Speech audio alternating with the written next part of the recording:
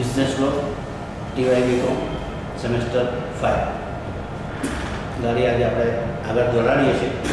Next chapter છે the acceptance, સ્વીકાર. When an offer is accepted it emerges into a contract. જ્યારે દરખાસ્તનો સ્વીકાર થાય ત્યારે એ સમજૂતી બને અને જો એ સમજૂતીનું કાયદા દ્વારા પાલન થઈ શકે એમ હોય તો આપણે એને કરાર કહેવાય. Acceptance is an expression by the offeree of his willingness to be bound by the terms of the offer. સ્વીકાર કરનાર પક્ષકાર જ્યારે સ્વેચ્છાએ સંમતિ આપે તો એનો મતલબ એ થયો કે એ સમજૂતી કરવા તૈયાર છે. It results in the establishment of the legal relationship between the parties. એનાથી બે પક્ષકારો વચ્ચે કાનૂની સંબંધ ઊભો થાય છે. Section 2B defines the acceptance as follows. When the person to whom the proposal is made signifies his assent thereto, the proposal is said to be accepted. The proposal, when accepted, becomes a promise or agreement. દરેક દરખાસ્તનો સ્વીકાર થવો જ જોઈએ એવું જરૂરી નથી, પણ જો સામેનો પક્ષકાર સમજે, સ્વેચ્છાએ સ્વીકારે અને એને સંમતિ આપે તો એ સમજૂતીમાં પરિણમે છે અને પછીથી એ કરારમાં પરિણમે છે. Who can accept? ક્વેશ્ચન એક એરાઇઝ થાય છે કે ભાઈ દરખાસ્તનો સ્વીકાર કોણ કરી શકે? Acceptance can be made only by the person to whom the offer is made. જે વ્યક્તિને સમક્ષ દરખાસ્ત મૂકવામાં આવી હોય માત્ર અને માત્ર તે વ્યક્તિ જ એનો સ્વીકાર કરી શકે જો દરખાસ્ત ચોક્કસ પ્રકારની હોય તો. આપણે જોયું હતું કે દરખાસ્તના પ્રકારોમાં એક સામાન્ય દરખાસ્ત જનરલ ઓફર કે જે ઘણી બધી પબ્લિક એટ લાર્જને મૂકવામાં આવે તો એવા કેસમાં ગમે તે વ્યક્તિ એનો સ્વીકાર કરી શકે. If it is made to a particular person, it should be accepted only by him or his authorized person. જે તે વ્યક્તિ અથવા એનો ઓથોરાઇઝડ એજન્ટ હોય એ એનો સ્વીકાર કરી શકે. But any other person, means third party, cannot accept the proposal. મતલબ જે ત્રીજો પક્ષકાર છે અથવા ત્રાહિત વ્યક્તિ છે એ એનો સ્વીકાર કરે તો કાયદો એને યોગ્ય સ્વીકાર ગણતો નથી. ફોર એક્ઝામ્પલ મિસ્ટર એ છે એ મિસ્ટર બીને ઓફર મૂકે છે તો બી અથવા એનો ઓથોરાઇઝ એજન્ટ એ એનો એક્સેપ્ટન્સ કરી શકે, પણ DEF આવી બધી જે અનધર પાર્ટીઓ છે એ એનું એક્સેપ્ટન્સ કરી શકતી નથી. કદાચ કરે તો પણ કાયદો અને યોગ્ય એક્સેપ્ટન્સ સ્વીકાર ગણતો નથી. ક્લિયર?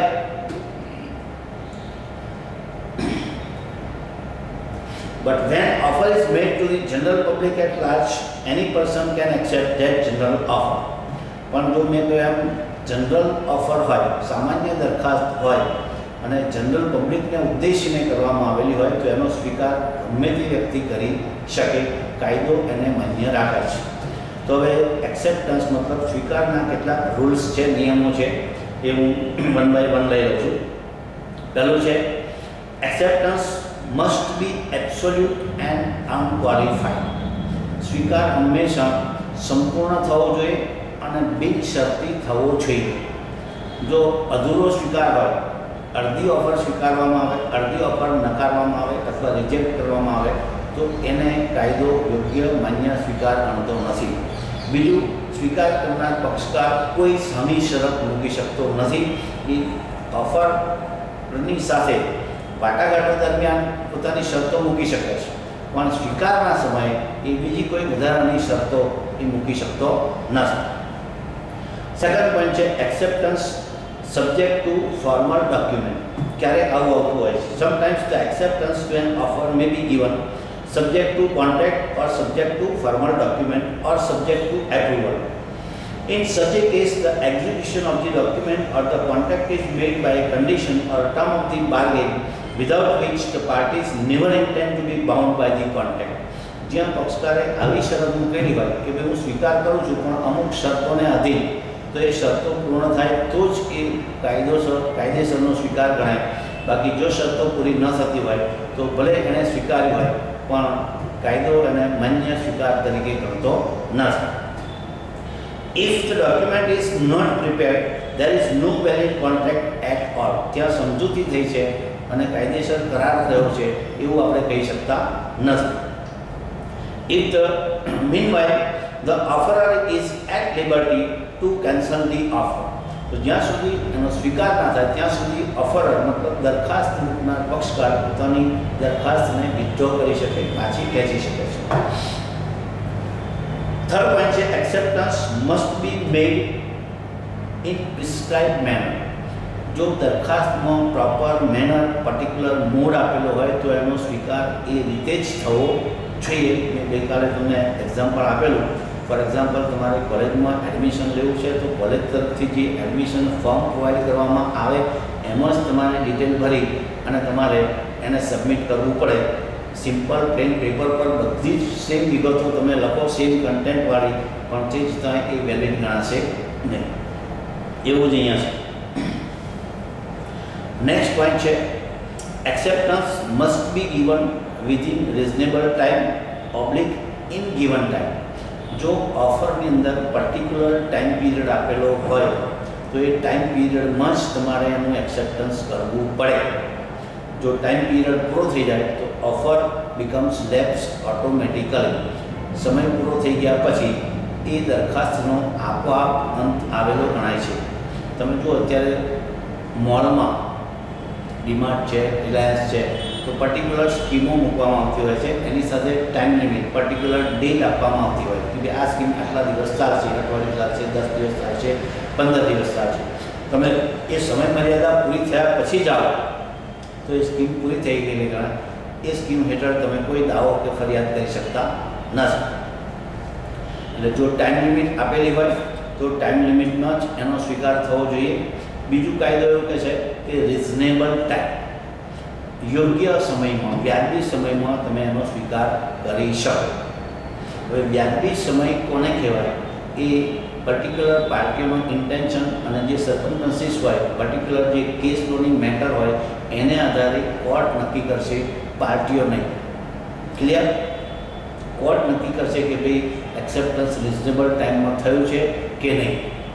ફોર એક્ઝામ્પલ, હું તમને એક સિમ્પલ એક્ઝામ્પલ આપી દઉં કે આજે તમારી પાસે કોઈ મેરેજની ઓફર આવી હોય તો એને માટે રિઝનેબલ ટાઈમ કેટલો ગણાય?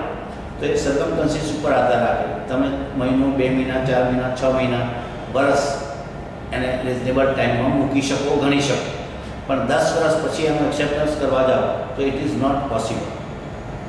ક્લિયર? નેક્સ્ટ પોઈન્ટ છે acceptance can not be given before communication of offer. ઓફરનું કોમ્યુનિકેશન થવું જરૂરી છે. મતલબ કે ઓફરની જાણ સિવાયનો સ્વીકાર કાયદો એને પણ યોગ્ય સ્વીકાર ગણતો નથી. The acceptance can not precede an offer. મતલબ કે ઓફર એ પહેલું પગથિયું છે અને એક્સેપ્ટન્સ એ બીજું પગથિયું છે. ડાયરેક્ટલી તમે બીજા પગથિયા ઉપર ક્યારેય જઈ શકતા નથી. The first is offer and then second step is acceptance. So there should not be second step first directly. Without knowledge of an offer, if the acceptance is made, it is not a valid acceptance in the eye of law. કાયદાની નજરમાં direct સ્વીકાર એ સ્વીકાર ગણાતો નથી. પહેલી એની offer હોવી જોઈએ અને ઓફરની જાણ પક્ષકારને થયેલી હોવી જોઈએ. નેક્સ્ટ પોઈન્ટ છે acceptance must be made before the offer lapse or વિથડ્રોન.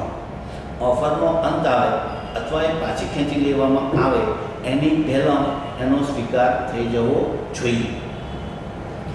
Next છે acceptance must show intention two fulfil the promise.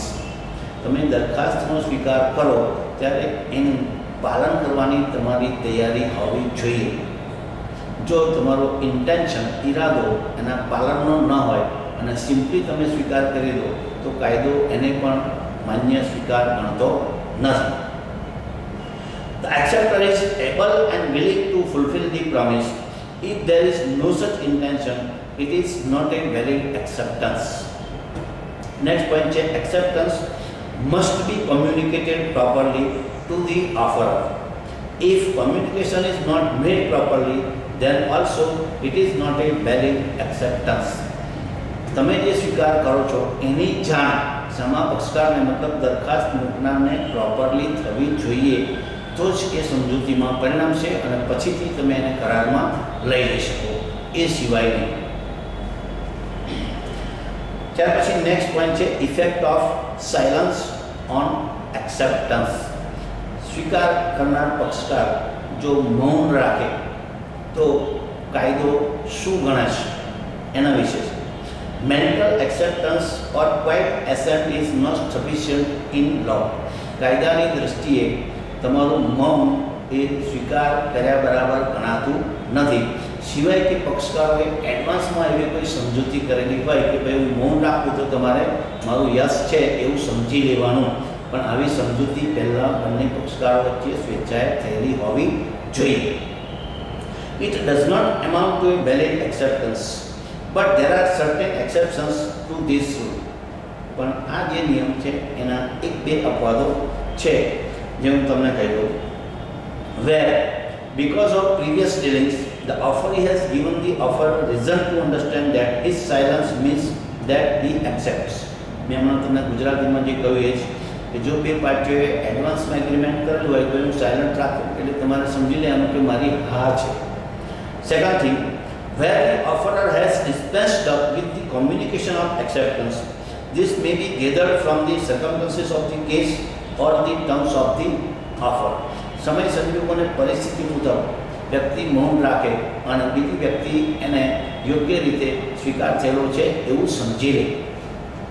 ત્રીજો પોઈન્ટ છે where the offerer impose certain conditions in the offer, performance of all the conditions even without communication or notice of acceptance is also a sufficient acceptance of the offer. દરખાસ્તમાં જે નિયમો જે શરતો મૂકેલા હોય એનું પરિપાલન જો સામેનો પક્ષકાર કરે, ભલે મૌન રાખે પણ એની શરતોનો સ્વીકાર કરી લે તો કાયદો એને સ્વીકાર તરીકે ગણી લેશે, માન્ય રાખશે. Where the offeree having reasonable opportunity to reject the offer takes the benefit of the offer, it will amount to acceptance. જ્યાં સમા પક્ષકારને એટલે કે સ્વીકાર કરનાર પક્ષકારને ઇનકારનો અધિકાર હોય પણ એનો ઉપયોગ ન કરે અને દરખાસ્તની બાબતનો કોઈ પણ વસ્તુનો એ લાભ મેળવી લે તો એ લાભ મેળવ્યો એનો મતલબ એ થયો કે એની ઇમ્પ્લાઇડ એસેન્ટ મતલબ કન્સેન્ટ છે, એની મૂક અથવા મૌન સંમતિ છે કે એ સ્વીકાર કરવા માંગે છે તો કાયદો એને પણ માન્ય સ્વીકાર તરીકે ગણશે. નેક્સ્ટ પોઈન્ટ છે acceptance is to offer is what a lighted match to a train of gunpowder. According to Sir William Anson, it produces something which cannot be recalled or undone. એક વખત દરખાસ્તનો સ્વીકાર થઈ જાય એટલે એ સમજૂતીમાં પરિણામે વચન પ્રોમિસ કહેવાય અને પછી એ કરાર બને. પછીથી બેમાંથી એક પણ પક્ષકાર ઈચ્છે તો પણ પાછા ફરી શકતા નથી, મતલબ કે એમાં યુ ટર્ન છે નહીં. તો આટલું તમારે એક્સેપ્ટન્સમાં ધ્યાન રાખવાનું છે. એક્સેપ્ટન્સના રૂલ્સ કેટલા એક્ઝામિનેશન વ્યૂ પોઈન્ટથી અને પ્રેક્ટિકલ વેથી પણ અગત્યના છે. Now I am going to next topic consideration. હવે જ ગુજરાતીમાં consideration means something in return, કંઈકના બદલામાં કંઈક. In Latin word it is called quid pro quo. According to Sir F.C. Pollard, consideration is the price for which a promise is bought. The best definition is given in the English law in Curie versus Misa case. A valuable consideration in the sense of law may consist either in some right, interest, benefit or profit accruing to one party or some forbearance, detriment, loss or responsibility given, suffered or undertaken by the other party. ગુજરાતીમાં કહું તો એક પક્ષકાર તરફથી કોઈકને હક મળતો હોય, કંઈક લાભ મળતો હોય, એનું કોઈક હિત સંકળાયેલું હોય અથવા એને કંઈક નફો મળતો હોય અને સામા પક્ષકારે એને માટે કંઈક કરવાનું હોય અથવા કોઈક જવાબદારી સ્વીકારેલી હોય અથવા એને કંઈક લોસ જતો હોય પણ છતાંય એ એગ્રી હોય તો એને હવે જ કહી શકાય. Section 2D of the Indian Contract Act defines consideration thus, where at the desire of the promisor, હવે આપણે ઇન્ડિયન કોન્ટ્રાક્ટ એક્ટના રેફરન્સમાં લેવાનું છે, where at the desire of the promisor मतलब वचन આપનારની ઈચ્છાથી, the promisee or any other person, वचन Lennard मतलब स्वीकारनार अथवा राहित पक्षकार राहित व्यक्ति has done or abstained from doing or does or abstains from doing or promises to do or to abstain from doing something, such act or abstinence or promise is called a consideration for the promise. ભારતીય કાયદા મુજબ દરખાસ્ત મૂકનાર પક્ષકારની સામેનો જે પક્ષકાર છે એ અથવા એના વતીથી બીજો કોઈ પણ રાહિત પક્ષકાર જો એનો સ્વીકાર કરે તો ભારતીય કાયદો એને માન્ય રાખે છે, ઇંગ્લિશ કાયદો માન્ય રાખતો નથી. એનો ડિફરન્સ આવે છે 2-3 પોઈન્ટ્સમાં, એને પછી તમને ફરી ડિસ્કસ કરી દઈશ. હવે એલિમેન્ટ્સ ઓફ ધી કન્સિડરેશન, અવેજના આવશ્યક તત્વો. પહેલું છે at the desire of the promisor, વચન આપનારની ઈચ્છાથી અવેજ અપાયેલો હોવો જોઈએ. જો ત્રીજી કોઈ વ્યક્તિની ઈચ્છાથી અવેજ આપવામાં આવેલો હોય તો કાયદો એને યોગ્ય અવેજ ગણતો નથી. એક કેસ છે દુર્ગા પ્રસાદ વર્સિસ બલદેવ એન્ડ અધર્સ. આ કેસમાં એવું થાય છે કે દુર્ગા પ્રસાદ અને બીજી પાર્ટીઓ આ બેની વચ્ચે એગ્રીમેન્ટ થાય છે. એક ખુલ્લી જમીનનો પ્લોટ પડેલો હોય છે. હવે એમાં કલેક્ટરની ઈચ્છાથી બાંધકામ કરવામાં આવે છે અને એની પર દુકાનો તૈયાર કરવામાં આવે છે.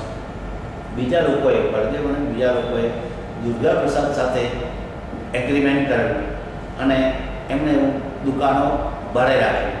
હવે ભાડું આપવું એ કાયદેસરનો અવેજ ગણાય, પણ આ લોકોએ તે વખતે દુકાનો મેળવવાના લાભ માટે થઈ અને એક સાથે સાથે એવું પ્રોમિસ કરેલું ઓરલી કે ભાઈ અમને જે નફો મળશે એમાંથી પણ અમુક ભાગ અમે તમને આપીશું. પછીથી નફાનો જે ભાગ આપવાનો થયો ત્યારે એમને ઇનકાર કર્યો કે અમે ભાડું આપીએ છીએ એ કાયદેસર છે અને નફામાં તમારો કોઈ હક લાગે નહીં, કોઈ ભાગ તમે માગી શકો નહીં. તો આ કેસમાં દુર્ગા પ્રસાદની ઈચ્છાથી આ શોપિંગ સેન્ટરનું બાંધકામ થયું નહોતું, એટલે કાયદાએ એવું કહ્યું કે અવેજમાં દુર્ગા પ્રસાદ માત્ર ભાડા માટે હકદાર ગણાય, એ ભાડું લેવા જવાબદાર છે, હકદાર છે, પણ નફાનો એ ભાગ માગી શકતો નથી કારણ કે રિટર્ન એગ્રીમેન્ટ કોઈ જગ્યાએ થયેલું નહોતું. નેક્સ્ટ પોઈન્ટ છે from the promisee or any other person. વચન લેનાર અથવા રાહિત પક્ષકાર જો અવેજ ચૂકવે તો ભારતીય કાયદો એને માન્ય રાખે છે, ઇંગ્લિશ લો એને માન્ય રાખતો નથી. અંગ્રેજી કાયદો એવું કહે છે કે વચન આપનાર અને વચન લેનાર આ બે પક્ષકારો વચ્ચે જ અવેજની લેવડ દેવડ થવી જોઈએ. રાહિત પક્ષકાર એમાં ઘૂસી શકતો નથી.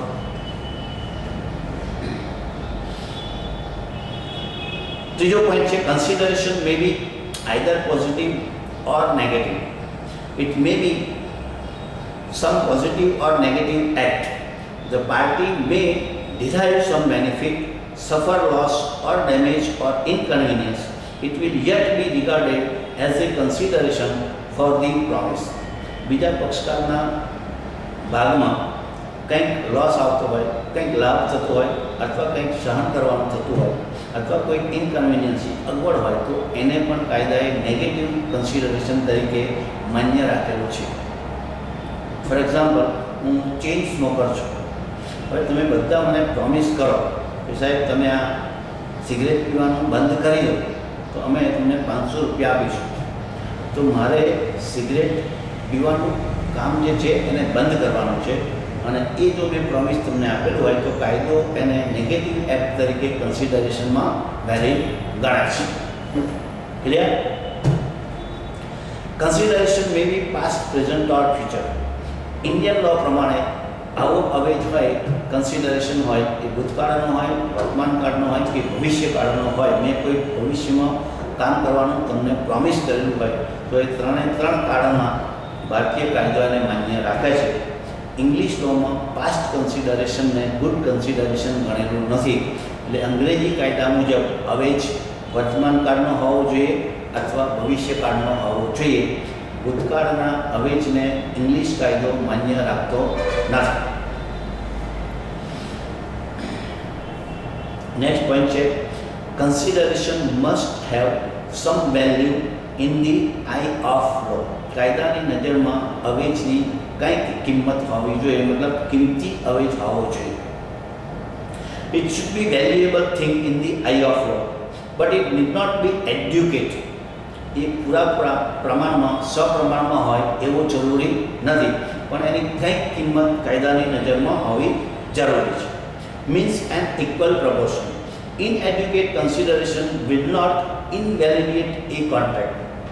જો તમે અપૂરતો અવેજ આપેલો હોય, અધૂરો અવેજ આપેલો હોય, પણ છતાંય કાયદાની નજરમાં એ કિંમતી હોય તો કાયદો એને યોગ્ય ગણશે, માન્ય રાખશે. માની લો કે તમારા કોઈ ફ્રેન્ડની દુકાને તમે જાઓ છો.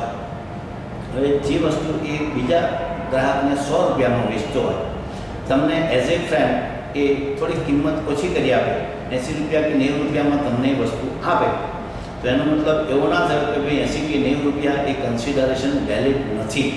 કાયદો એને વેલિડ જ નથી. Clear? If there is something less in equal proportion but have some value, then it is valid consideration. Inadjudication of consideration is immaterial, but an agreement without consideration is void except certain exceptions provided in section 25 of the Indian Contract Act. કલમ 25માં કેટલાક અપવાદો આપેલા છે કે જ્યાં અવેજ ન હોય છતાંય ભારતીય કાયદાએ ઇન્ડિયન કોન્ટ્રાક્ટ એક્ટે એને માન્ય રાખેલા છે. બાકી કાયદાનો સામાન્ય નિયમ એવો છે કે ધેર મસ્ટ બી કન્સિડરેશન. અવેજ હોવો જોઈએ. If there is no consideration there is no contract at all. કાયદામાં જો કરારમાં અવેજ ન હોય તો અવેજ સિવાયના કરારો કાયદાની દ્રષ્ટિએ રદબાતલ અથવા વ્યર્થ ગણાય છે. નેક્સ્ટ પોઈન્ટ છે consideration must be real and not illusory. Illusory મતલબ ભ્રામક સ્વરૂપ. Though consideration need not be adequate yet it must be competent and real. મતલબ ખરેખર વાસ્તવિક સ્વરૂપમાં અવેજ હોવો જોઈએ. It must not be illusory, illegal, impossible, uncertain, ambiguous, fraudulent, immoral or opposed to public policy. અવેજ કાયદેસરનો હોવો જોઈએ, ઇલ્યુઝરી ના હોવો જોઈએ, મતલબ ભ્રામક સ્વરૂપનો ના હોવો જોઈએ, ગેરકાયદેસરનો ના હોવો જોઈએ, અશક્ય પ્રકારનો ના હોવો જોઈએ, અચોક્કસ ના હોવો જોઈએ, એમાં કોઈ દગો કપટ કે છેતરપિંડી ના હોવી જોઈએ અને જાહેર નીતિ વિરુદ્ધનો અને અનૈતિક પ્રકારનો અવેજ હોય તો ભારતીય કાયદો એને માન્ય રાખતો નથી.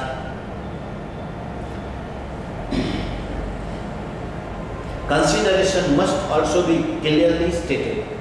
જે અવેજની લેવડ દેવડ કરવાની હોય બે પક્ષકારોએ એ ક્લિયર કટ જણાવેલો હોવો જોઈએ, મતલબ સ્પષ્ટતા થયેલી હોવી જોઈએ. Consideration must be lawful. જે અવેજ બે પક્ષકારો લેવડ દેવડ કરે એ બંને બાજુથી એ કાયદેસરનો હોવો જોઈએ. જો કાયદાએ એની પર કોઈ પણ પ્રકારનું પ્રોહિબિશન મૂકેલું હોય તો એવા અવેજને કાયદો માન્ય ગણતો નથી. હવે ડિફરન્સ છે ઇન્ડિયન અને ઇંગ્લિશ લો વચ્ચેનું. પહેલું પોઈન્ટ છે કે પાસ્ટ કન્સિડરેશન એ ઇન્ડિયન લોમાં વેલિડ છે, ઇંગ્લિશ લોમાં વેલિડ નથી. ભારતીય કાયદો ભૂતકાળના અવેજને માન્ય રાખે છે, વર્તમાન કાળના અને ભવિષ્યકાળના અવેજને પણ ભારતીય કાયદો માન્ય રાખે છે. અંગ્રેજી કાયદા મુજબ માત્ર વર્તમાન કાળ અને ભવિષ્યનો અવેજ હોય તો જ એ માન્ય ગણાશે. બીજો પોઈન્ટ છે consideration may move from promissory or any other person as per the Indian law. ભારતીય કાયદા મુજબ વચન આપનાર અથવા એના તરફથી બીજી કોઈ પણ ત્રાહિત વ્યક્તિ, ત્રાહિત પક્ષકાર અવેજની ચૂકવણી કરે તો પણ ભારતીય કાયદા મુજબ એ માન્ય ગણાશે. ઇંગ્લિશ કાયદા મુજબ ફક્ત બે કોન્ટ્રાક્ટિંગ પાર્ટીઓ છે, કરાર કરનાર જે બંને પક્ષકારો છે એમની વચ્ચે જ અવેજની લેવડ દેવડ થવી જોઈએ. ત્રાહિત પક્ષકારનો અવેજ ઇંગ્લિશ લો માન્ય રાખતો નથી.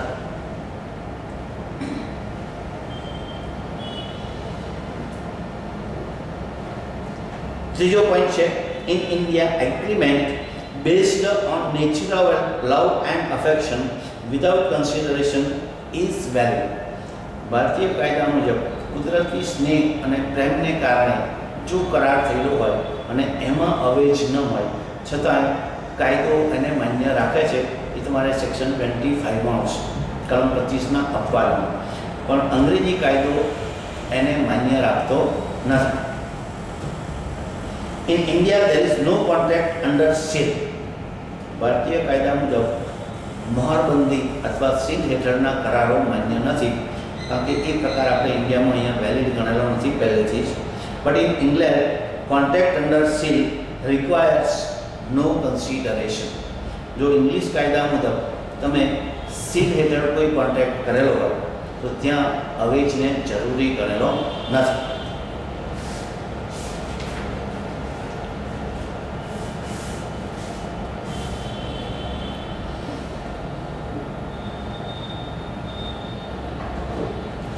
હવે આવે છે importance of consideration in the contract. કોન્ટ્રાક્ટની અંદર કન્સિડરેશનનું ઇમ્પોર્ટન્સ કેટલું, તો મેં પહેલાં જ હમણાં કહ્યું કે if there is no consideration there is no contract. આ અવેજનું મહત્ત્વ છે.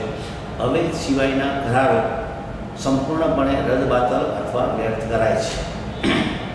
પણ મેં કહ્યું એમ કલમ 25માં એના કેટલાક અપવાદો આપેલા છે, એ હવે અપવાદો આપણે વન બાય વન જોઈએ છે કે જ્યાં કરારમાં અવેજ ન હોય છતાંય ભારતીય કાયદો એને માન્ય રાખે છે. પહેલો પોઈન્ટ છે નેચરલ લવ એન્ડ અફેક્શન.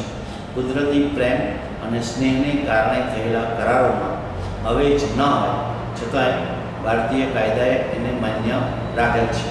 દાખલા તરીકે દાદા હોય પોતાના પૌત્રને કે પૌત્રીને કોઈક મિલકત કે કોઈક લાભ આપે તો સામે અવેજમાં પૌત્ર કે પૌત્રી તરફથી દાદાને કંઈ જ મળતું નથી, પણ બંનેની વચ્ચે કુદરતી પ્રેમ અને સ્નેહની લાગણી હોય છે, એને લીધે કરાર થતા હોય છે અને એ કરાર માન્ય ગણાય છે.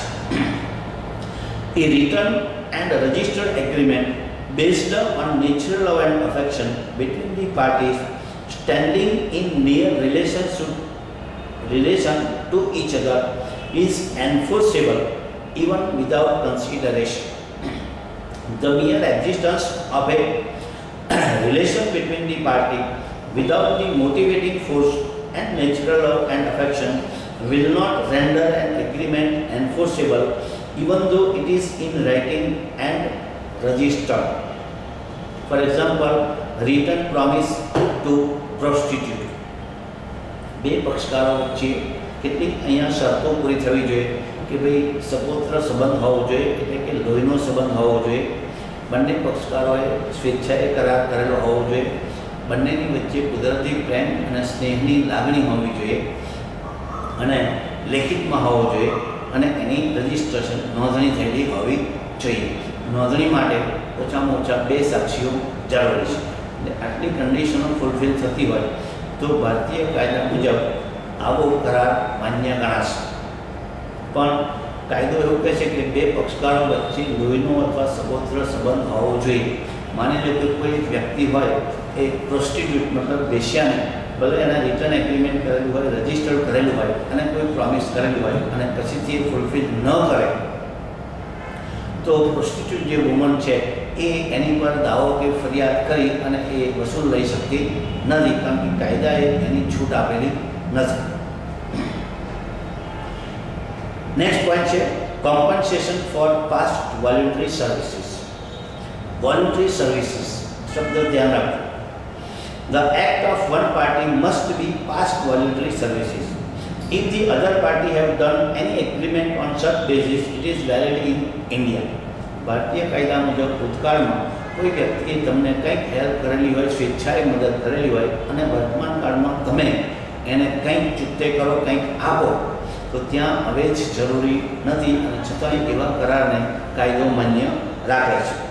The act of the party must not be his legal duty. મતલબ જે વ્યક્તિએ જે કંઈ કાર્ય કર્યું હોય એ એની કાનૂની ફરજમાં આવતું ન હોવું જોઈએ. ફોર એક્ઝામ્પલ, હું અત્યારે તમને ભણાવી રહ્યો છું એ મારી કાનૂની ફરજમાં આવે છે, બરાબર છે.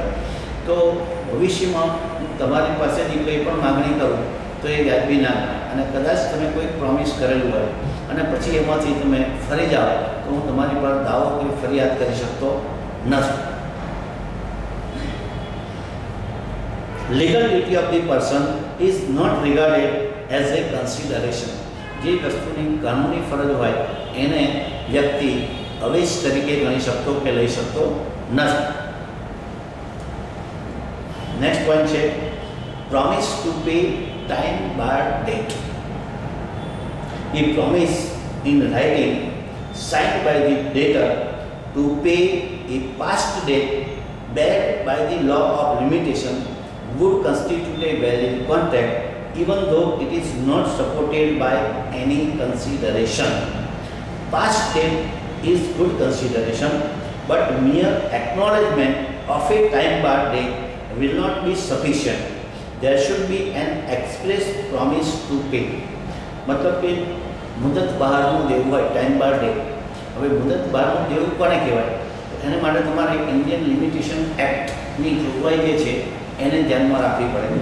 કોમર્શિયલ ડેટ હોય તો એની ટાઈમ લિમિટ 3 વર્ષની કાયદાએ નક્કી કરેલી છે કે 3 વર્ષ દરમિયાન તમારે એ રિકવર કરવા માટે લીગલ એક્શન લેવી પડે.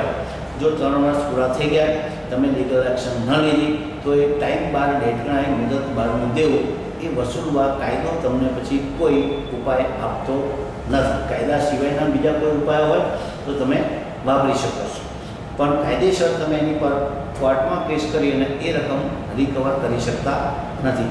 હવે આવા દીવા પેટે સપોઝ દેવાદારે વચન ચિઠ્ઠી લખી આપેલી હોય, મતલબ પ્રોમિસ કરેલું હોય રાઇટિંગમાં, એની સિગ્નેચર હોય, તો એને માટે કાયદાએ અવેજ જરૂરી ગણેલો નથી. મતલબ આવી વચન ચિઠ્ઠી હોય, ફ્રેશ પ્રોમિસરી નોટ, તો એ લીગલી વેલિડ ગણાશે અને તમે એને આધારે કોર્ટમાં કેસ પણ કરી શકો અને એના પૈસા પણ રિકવર કરી શકો. પણ સિમ્પલી એકનોલેજમેન્ટ આપેલું હોય, માત્ર ખાલી દેવાની કબૂલાત કરેલી હોય અને એ લેખિતમાં આપેલું હોય કે હું તમારો 10 લાખ રૂપિયાનો દેવાદાર છું, માત્ર આટલા શબ્દો છે, એ સફિશિયન્ટ નથી. એને તમે પ્રોમિસ ગણી શકતા નથી. ક્લિયર? ટાઈમ બાર ડેટ કોને કહેવાય? મુદત બહારનું દેવું. કાયદાએ જે લિમિટ નક્કી કરેલી છે એ મુદત પૂરી થઈ ગયા પછી તમારું ગમે એટલું દેવું હોય, ગમે એટલી રકમ હોય, એ તમે રિકવર કરવા લીગલ સ્ટેપ, લીગલ એક્શન લઈ શકતા નથી. નેક્સ્ટ પોઈન્ટ છે agency. As per section 185 of the Indian Contract Act, no consideration is necessary to create an agency. કાયદાએ બહુ સ્પષ્ટ રીતે 185 કલમ મુજબ કહ્યું છે કે ભાઈ જ્યાં પ્રિન્સિપાલ અને એજન્ટ એજન્સીનો કરાર કરે ત્યાં કોઈ અવેજ જરૂરી નથી. કારણ કે ઓન પેપર ઉપર બંને પક્ષકારો માત્ર પોતાની હકો અને ફરજો નક્કી કરે છે અને બંને એગ્રી થાય છે, સ્વેચ્છાએ બંને સ્વીકારીને સંમત થઈને સહી કરતા હોય છે. એટલા માટે ત્યાં અવેજને જરૂરી ગણેલો નથી. કારણ કે પ્રિન્સિપાલ કામ કરે અથવા એના વતીથી એજન્ટ કામ કરે, એ બંને વ્યક્તિઓ ભલે જુદી છે પણ એક જ સિક્કાની બે બાજુ બરાબર ગણાય છે અને એટલા માટે અવેજને જરૂરી ગણેલો નથી. પરંતુ પ્રિન્સિપાલ અથવા એજન્ટ જ્યારે થર્ડ પાર્ટીઓ સાથે કોઈ પણ પ્રકારનું એગ્રીમેન્ટ કરે તો ત્યાં કન્સિડરેશન જોઈશે ને જોઈશે. નેક્સ્ટ પોઈન્ટ છે completed gifts. Completed gift and charitable subscription does not require any consideration, but on the basis of promise of one person, if the other party has created some liability, then in that case the promisor becomes responsible for that promise. Completed gift નો અર્થ થાય છે સંપૂર્ણ ભેટ અથવા બક્ષિસ. એક પક્ષકાર દ્વારા બીજી વ્યક્તિને જ્યારે ભેટ અથવા બક્ષિસ આપવામાં આવે અને જો બીજી વ્યક્તિ સ્વેચ્છાએ એનો સ્વીકાર કરે ત્યારે એ ભેટ અથવા બક્ષિસ સંપૂર્ણ થયેલી ગણાય છે અને ત્યાં અવેજ ન હોય છતાંય કાયદો એને માન્ય રાખે છે. પણ જે ભેટ સ્વીકારનાર પક્ષકાર છે એ સ્વેચ્છાએ સ્વીકારવા તૈયાર હોવો જોઈએ. બરાબર છે. માની લો હું તમને એક એક્ઝામ્પલ આપી દઉં, સરસ યાદ રહી જાય. મારી પાસે એક હડકાયો કૂતરો છે અને એ મારે તમને ગિફ્ટમાં આપવો છે. Are you ready? You will say no. તો એ ભેટ અથવા બક્ષિસ ગણાશે નહીં, કારણ કે તમે એનો સ્વીકાર કરવા તૈયાર નથી. ક્લિયર? એ જ રીતે ચેરિટેબલ સબસ્ક્રિપ્શન મતલબ સખાવતી દાન. તમે કોઈ વ્યક્તિને દાન આપેલું હોય, દાનની રકમ લખાવેલી હોય, તો એ તમારી પર દાવો કે ફરિયાદ કરી શકતો નથી. પરંતુ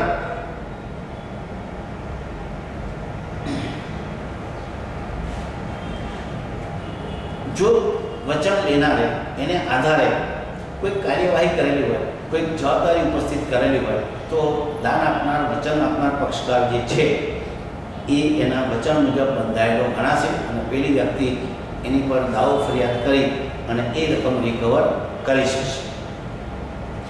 ગ્રેટિટ્યુઅસ bailment need not require any consideration. Gratuitous મતલબ સ્વૈચ્છિક રીતે, અને બેલમેન એટલે ચોક્કસ હેતુ માટે આપણી પોતાની માલિકીની વસ્તુ બીજાને એ ચોક્કસ હેતુ માટે અથવા વાપરવા માટે આપવી, કોઈ પણ પ્રકારનું ભાડું લીધા સિવાય, મતલબ મફતમાં વસ્તુ વાપરવા આપવી, તો ત્યાં પણ હવે જ હોતો નથી. છતાંય ભારતીય કાયદો એને માન્ય ગણાય છે. નેક્સ્ટ પોઈન્ટ છે partnership did. The rule of agency is extended in partnership also. ભાગીદારી પેઢીનો જ્યારે દસ્તાવેજ તૈયાર કરવામાં આવે ત્યારે આ જે એજન્સીનો રૂલ છે, પ્રિન્સિપાલ અને એજન્ટ વચ્ચેનો, એ રૂલ એક્સટેન્ડ થઈને ભાગીદારી પેઢીને પણ લાગુ પડે છે. In the absence of any contrary agreement, each partner is considered as principal and agent for one another. જો ભાગીદારી પેઢીનો દસ્તાવેજ તૈયાર થાય, એમાં બીજી કોઈ સ્પષ્ટ જોગવાઈ કરેલી ન હોય, તો દરેક ભાગીદાર એકબીજાનો પ્રિન્સિપાલ ગણાશે અને એકબીજાનો એજન્ટ ગણાશે. મતલબ દરેક ભાગીદાર એ જે કોઈ બી કાર્યવાહી કરે એ સમગ્ર પેઢીને બંધનકર્તા બનાવે છે. પછી બાકીના ભાગીદારો જ્યારે જવાબદારી આવે ત્યારે એમાંથી છટકી જઈ શકતા